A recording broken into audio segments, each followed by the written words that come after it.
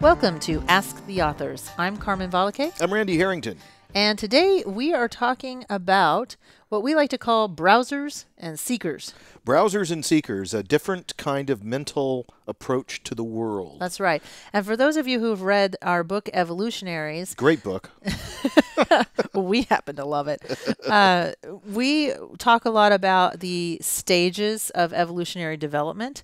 And we're going to focus in on two stages during this conversation, the apprentice stage and the gilded stage. And browsers and seekers is really taking that piece of content to the next level. Mm-hmm. So that's a little preview of what's about to happen here. Yeah, well, right. I mean, a number of people that have read the book are really now asking, okay, how exactly do we move along this developmental path? That's right. It occurred to me, this concept occurred to me because I observed that my wife and I shop at the grocery store in very different ways. Yeah. I'm the cook in the family. Uh-huh. I love to cook, and I'm a bit of a foodie. Mm-hmm. And we are blessed with a very nice grocery store in our town called the Market of Choice. And it's a very well laid out, very nice grocery store with both organic options as well as the standard fare, exactly. And you can actually make your own choice there. And so I noticed that when I go shopping, I'm constantly on the lookout for what's new. I'm constantly scanning. I'm browsing. I'm looking at everything. I go up and and there's always something new and there's always something exciting. Oh, saffron. I need to cook something with look at that little tiny bottle of saffron. Oh, look at this fabulous Manchego cheese from Spain. What can I do It's with just, that? oh my gosh. Now my wife, if she goes to the grocery store, she will go A, with a list. Mm-hmm. And B, she'll bring her bag, which I never remember. But she'll have a list in the bag, and she'll walk in there, and she will come out with only the things on the list. In record time. In record time, which is absolutely amazing. It's a stunning kind of thing. It's never happened to you. It never happens to me. And I'm like, what's going on? Well, she is a seeker. She's going into the grocery store. Boom. This is what I'm looking for. I am a browser. Two completely different approaches. Mm-hmm. And it's not that one is right and one is wrong, but they're totally different cognitive experiences. Yes. All right. I'm tracking with you. Okay. So now if we think about our apprentice evolutionaries, what would you say, based on our definitions, they are? Okay, I would say that in the apprentice stage, in order to develop your evolutionary potential, it's really about what we say, how wide you cast your net. Right. And what we really mean by that is how much are you browsing? How many experiences are you taking in? And when you're taking in those experiences, how awake and aware and open-minded are you? Right. How much are you taking in? And the more that you can do that, the better browser that you can be, and the more widely that you can browse and internalize what you're browsing, the more you're going to develop your evolutionary potential. So browsing, that's the apprentice. Browsing is essential for the apprentice. You must do it. It is a developmental experience in and of itself. Right. And I can't stress enough for our younger people that might be hearing this, and for me that means under 35, golly jeepers, browse big. I mean, don't just stick with your little town. Think about the whole doggone world and really begin expanding that range of what you're looking at on a daily basis. It's the beautiful thing about social media and Twitter is that is an experience of browsing. Right. It really is. Right. Fun. People that like that are inherently in a browser mode. Yeah. Okay. So all right. there we go. So we're good. And then, of course, as people who've listened to our podcasts in the past know, gilded, the next stage of the evolutionary development cycle, is my most favorite.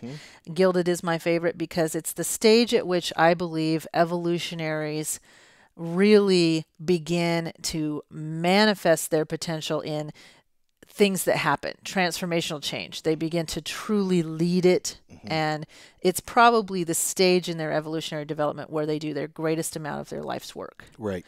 They stand up as evolutionaries. That's right. Yeah. But it turns out that in order to do that, rather than browsing, they need to start to hone in on what are the one or two things that are going to be the next 10 years of my life's work. That's right. And that's where you've got to shift from being a browser into being a seeker. Yeah. And let's get even more fundamental than that. You can't even seek until you adjust your language, the way you communicate on a daily basis, to move from explorational kinds of communication into highly intentional, focused conversations. So you know you're getting gilded when you start driving conversations into the structure and subject matter that you want to talk about. When you're starting to manipulate, and I mean that in the most positive sense of the word, social situations to keep focus on a particular subject or topic of interest that you're trying to focus on. This is just a little brief aside, but we've been toying with this idea of intentional communication versus let it all kind of just happen the way it happens. Right. And the more we've been talking about this, the more we think it is absolutely essential that we become more intentional in the way that we handle even the most maybe informal conversations. That's right. And we're not saying go get manipulative. We're just saying have a strategic plan for every single thing. Right. But we're saying get focused on what you actually intend to achieve. And then all of a sudden you're going to begin to see, oh, maybe I need to do things a little bit differently. Yeah. Very, very brief story. I was out at a park. We met friends. There was a 4 or 5-year-old girl. The day before, she had gotten her ears pierced. And she was extremely proud of this fact. And I said, well, I think they look very nice. And she said, well, I will tell you what I did. I got up in the morning and I said, I know I want to get my ears pierced, and I want to get my ears pierced today. And so we went strawberry picking. And then all the time I just kept saying, I want to get my ears pierced. Can I get my ears pierced? I'd like to get my ears pierced. And I just said it and said it and said it all day long. And at the end of the day, you know what? My mom took me to the mall and we got my ears pierced. The broken record technique. I was like, oh, you've got it. That is intentional communication. Down. She figured it out. If I just keep repeating this, then this will happen. And at some level, it's almost that simple. Yeah. I mean, she was being intentional in her communication. She was staying on message. Right. Well, I'll tell you a grown-up version of that story. Somebody who really moved me recently is a woman named Alice Tang. She's a financial consultant in Portland, Oregon. She's from Japan.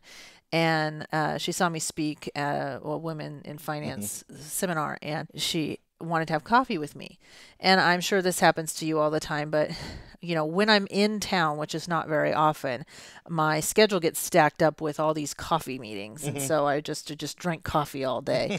And every single one of those meetings, somebody wants something from me. And they send me a this or a blurb. They on that wear you down, you know. They just or they want you. They always want something. And it was so refreshing to be with her because she was the first person that was completely authentic, open, honest, caring, and really it was awkward and odd for me because it was so new that somebody would just want to sit down and like get to know me, just be in the moment. I promise this has a point with intentional. But at the very end of this conversation, we leave. And now, you know, we've both had moments where, oh my gosh, I really get this person. And oh, she really gets You're me. connected. And we're connected. And I'm starting to understand in a larger meta sense what she's all about in this world, what she's really trying to do with her life's work. And so we go outside and she closes the deal. She actually has an ask of me. But it feels completely different. You know, for the first time, I want to. Right. You are now invested in her vision. Absolutely. Right. Because the ask came, and so she had intent in that communication. But it was so authentic, and it was so pure, and the motives were so open that I was like, absolutely. That's evolutionary communication right there. Blew me away. Perfect. And and I'm a total sucker for it too. Happens to me all the time where somebody brings me their point of view on the world. I've been involved doing some work here with Food for Lane County, and I'm completely invested in their vision. It's just amazing. I mean, they're literally trying to change the world. They're doing a great job with it.